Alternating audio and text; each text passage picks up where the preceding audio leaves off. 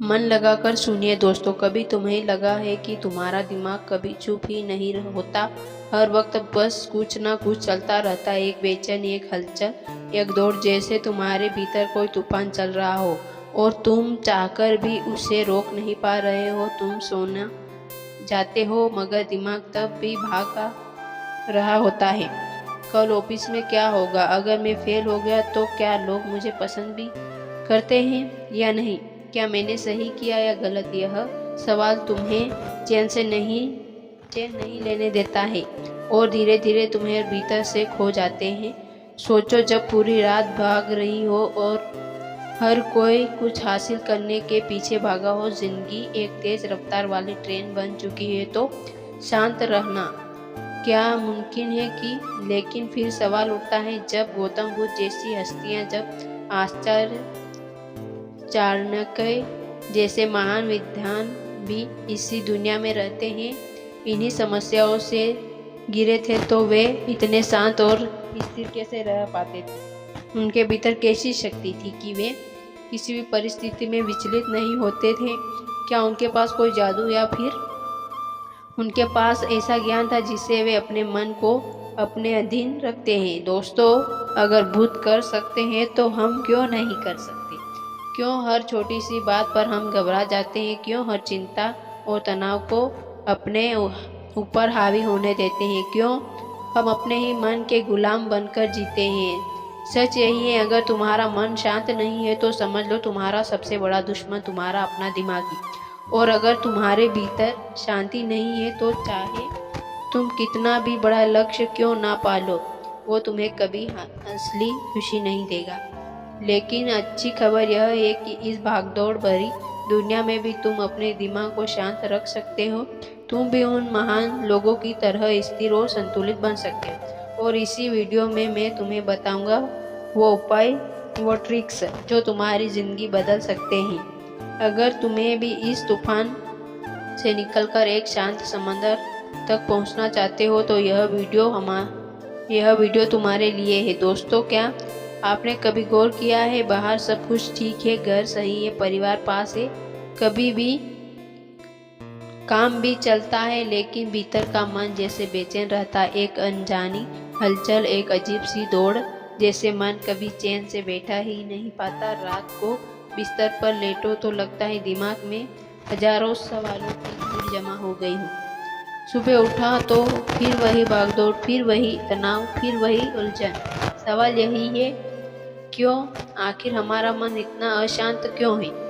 सच तो यह है कि मन की अशांति बाहर से नहीं आती, यह भीतर से पैदा होती है। और इसका सबसे बड़ा कारण है हमारी सोच और हमारी आदतें। हम सोचते बहुत है, ज़रूरत से ज़्यादा छोटी छोटी बातों को पकड़ते रहते। किसी ने कुछ कह दिया तो घंटों दिमाग उसी में उलझा रहता है। कल क्या होगा यह चिंता, बीते कल में क्या हो गई उसकी गलानी, यह ज़रूरत से ज़्यादा सोच मन को अशांत कर देती। फिर आती है तुलना। देखो तो आजकल हर कोई अपने आप को दूसरों से तोलता है। पड़ोसी के पास बड़ी गाड़ी है तो दोस्तों की नौकरी मुझसे बेहतर है।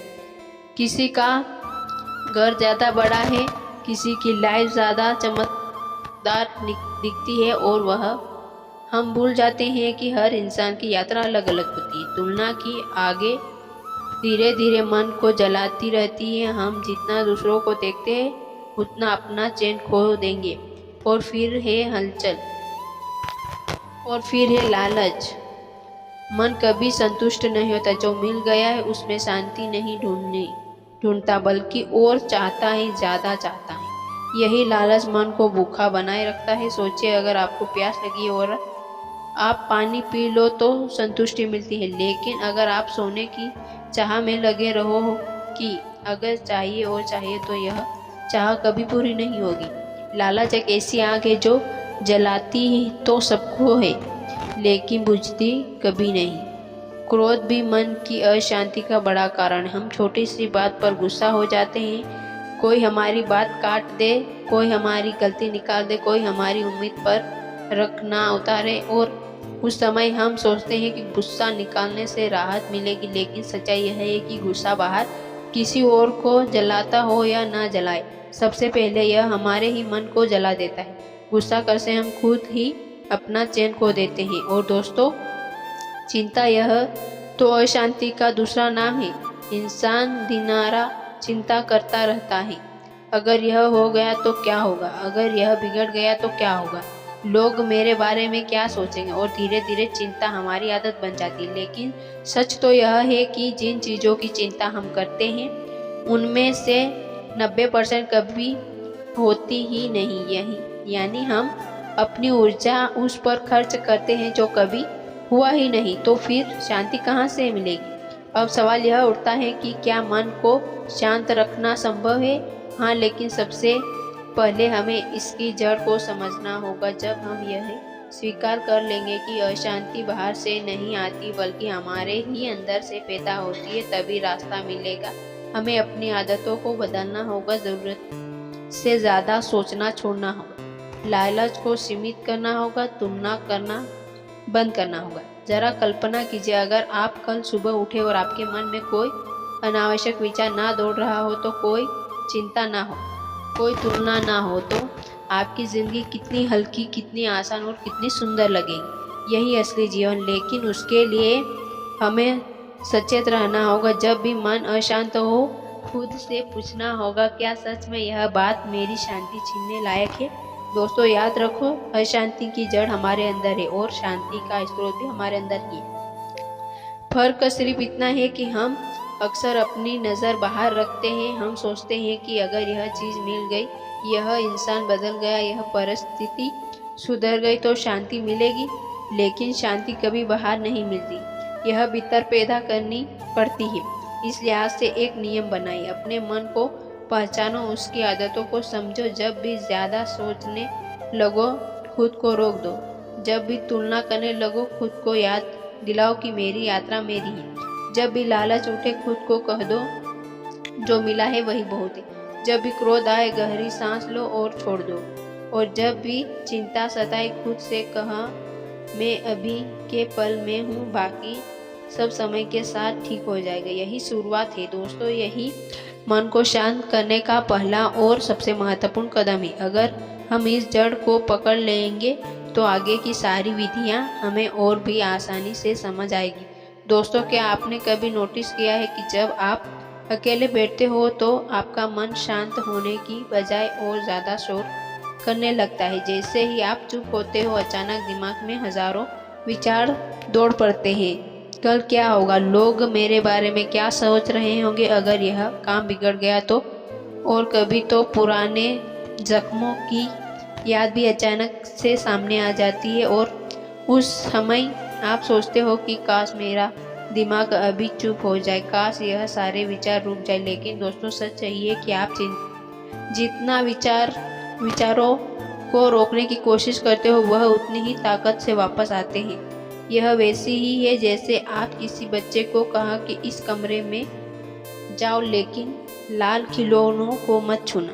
जैसे आप कहते हैं मत छूना, बच्चों को ध्यान सबसे पहले उसी खिलौनों पर जाएगा। यही हमारे विचारों के साथ होता है। जब हम उन्हें दबाते हैं, जब हम कहते हैं मत जाओ, तो वह और ज़्यादा हावी हो जाते हैं। तो फिर रास्ता क्या है?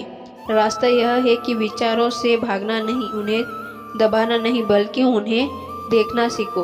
उन्हें आने दो और फिर जाने दो।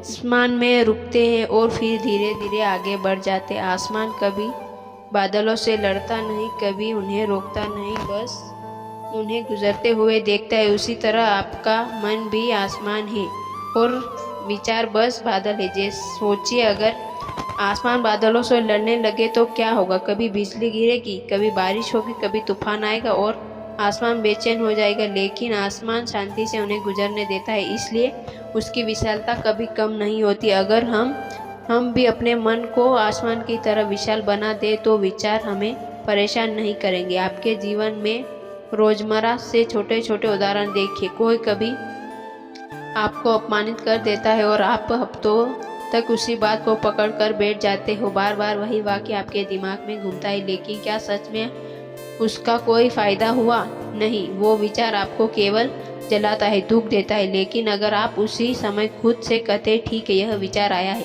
इसे देखता हूँ और अब इसे जाने देता हूँ, तो आप उस बोझ से तुरंत मुक्त हो जाएंगे। दोस्तों, विचारों से भागना वैसा ही है जैसे पानी में दबे गेंद को नीचे दबाकर रखना। आप जितना उसे नीचे दबाओगे वह उतनी ही ताकत से ऊपर उछल कर आएगी। लेकिन अगर आप उस गेंद को छोड़ दो तो थोड़ी देर में वह खुद ही पानी पर स्थिर हो जाएगी। इसी तरह अगर आप विचारों को दबाओगे तो वह और तेज आएंगे, लेकिन अगर उन्हें बस आने दो और गुजरने दो तो वह थोड़ी देर में खुद ही शांत हो जाएगा। बस सवाल उठता है कि इस जीवन में कैसे लागू करें। तो इसका सबसे आसान तरीका है, जब भी दिमाग में कोई विचार आए उससे भागो मत, बस उसे एक दर्शक की तरह देखो, जैसे आप किसी फिल्म को देख रहे हो।